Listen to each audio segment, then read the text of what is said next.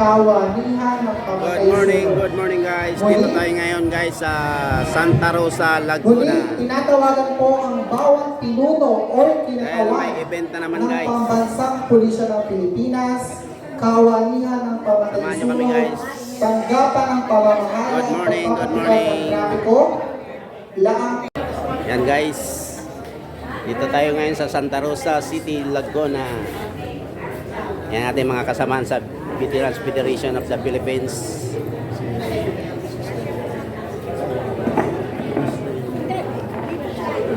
Sige po. Sige po, upo po kayo kasi nagbibideo po ako.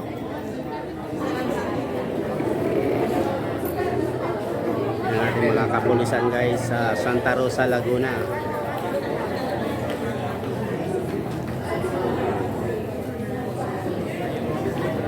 Mga Boy Scout of the Philippines.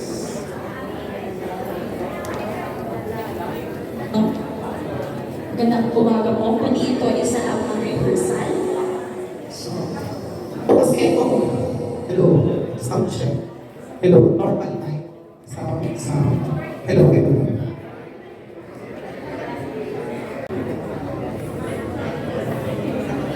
Yan po yung mga isday ng Santa Rosa, Laguna po. Okay po. Sir.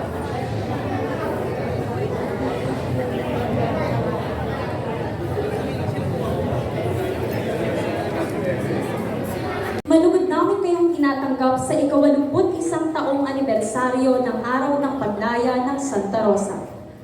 Isang makasaysayang araw upang alalahanin at parangalan ang ating mga bayaning nagbuwis ng buhay para sa ating kalayaan. Ngayong araw, ating ipinagdiriwang ang katapangan, sakripisyo at kabayanihan ng ating mga ninuno. Sama-sama po tayong magpaparangal at magbibigay pugay sa araw na ito.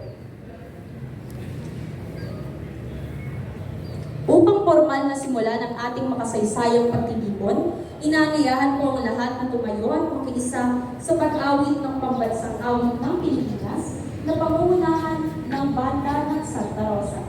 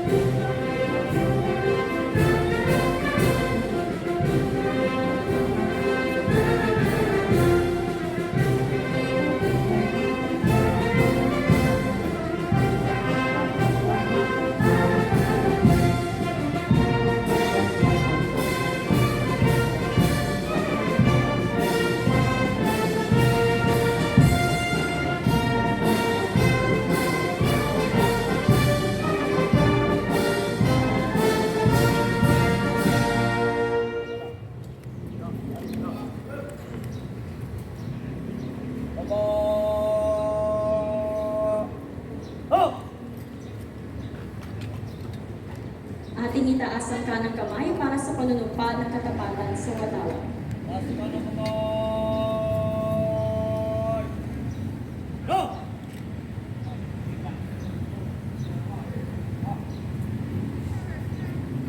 Ako ay Pilipino, buong katapatang nanunumpa sa watawat ng Pilipinas at sa bansang kanyang sinasagisag, na may dangal, katarungan at kalayaan, na pinagkilos ng sambayan ng makadiyos, makatao, makakalikasan at makabansa.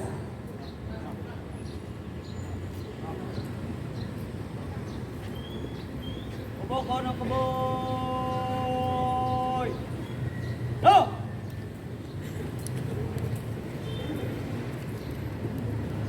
Sabay-sabay po nating awitin ang himno ng Santa Rosa.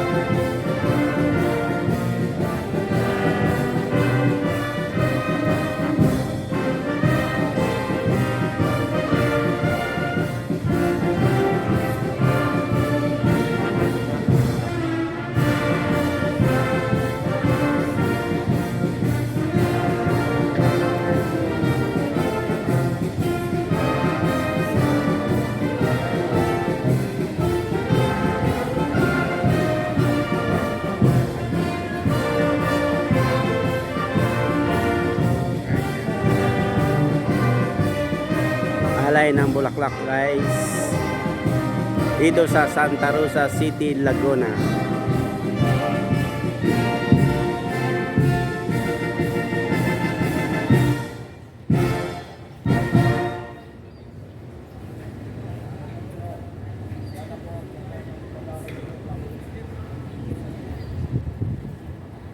Tayo po ay dadako na sa pag-aalay ng bulaklak bilang alaala sa ating mga veterano ng Santa Rosa.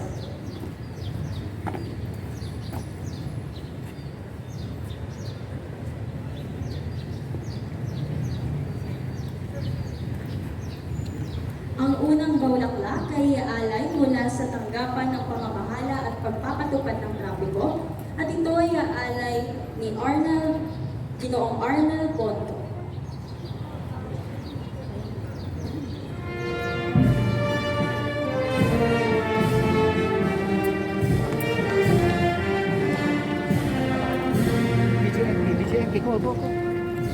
Ang susunod ay mula sa kawanihan ng pamamahala ng Pinangguan at Penolonia.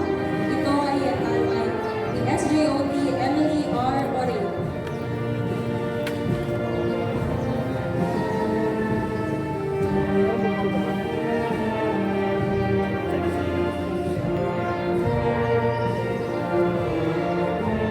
Sumunod, ang bulaklak mula sa Tanod Baybayin ng Pilipinas, iaalay ni Petty Officer 2nd Class Fidel D. Catala.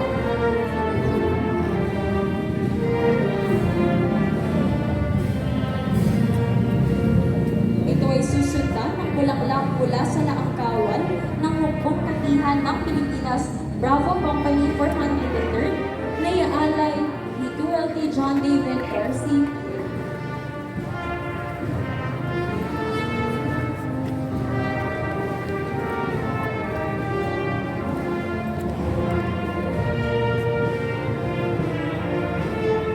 Ang susunod na bulaklak ay mula sa samahan ng mga empleyado ng Santa Rosa.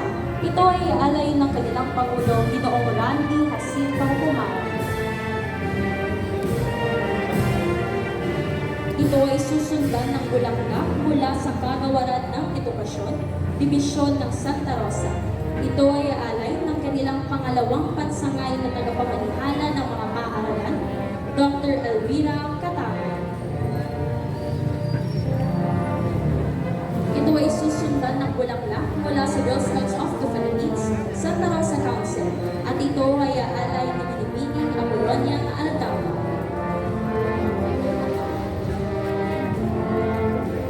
Ang bulaklak na susunod ay mula sa Boy Scouts of the Philippines, Santa Rosa Council, na iaalay ni Council Scout Executive Alan Geoffrey Tidona, kasama ni Kagalang-galang Rex Batiz. Sumunod, ang bulaklak mula sa Cuartel de Santo Domingo na iaalay ni Binibining Gemeline D. Diaz.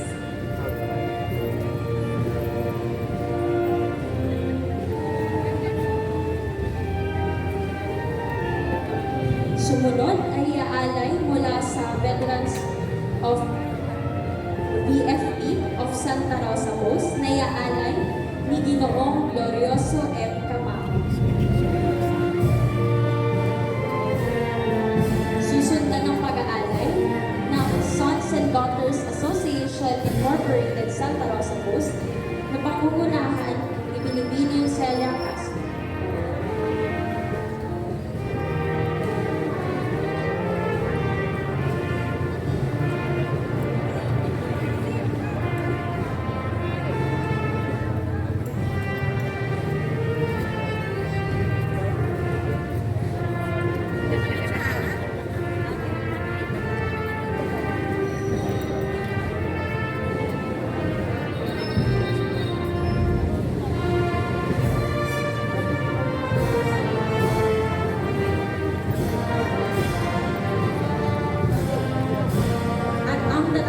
Bulaklak ay iaalay ng ating pangalawang punong lungsod, Arnold D. Arcelias ng Santa Rosa. Siya ay sasamahan ni na Konsehal Tex Batitis at Joey Katinti kasama ang ating panauhin, Binibining Maria Rosella de Ocampo.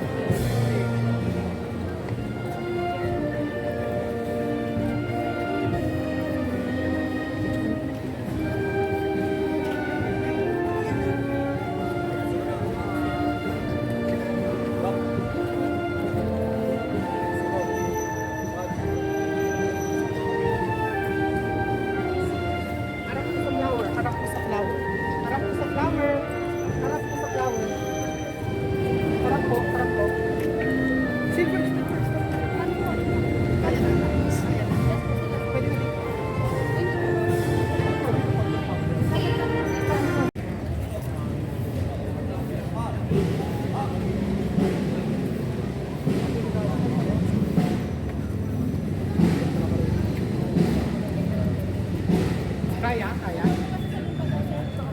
Wala, hindi ko na alam na. May ulit po kasi sa akin, baka magano. Hindi kaya. Hindi ko po alam, sir. May ilan sila dumating eh.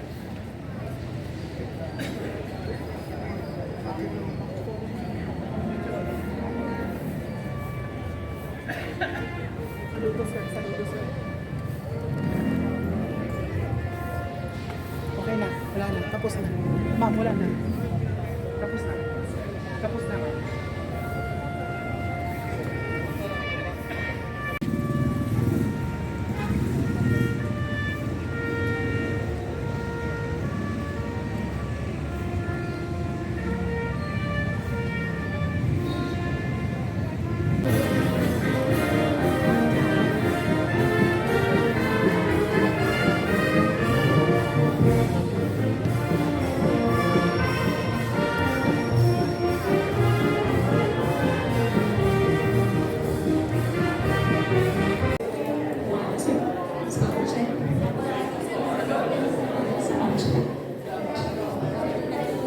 Santa Rosa, Laguna.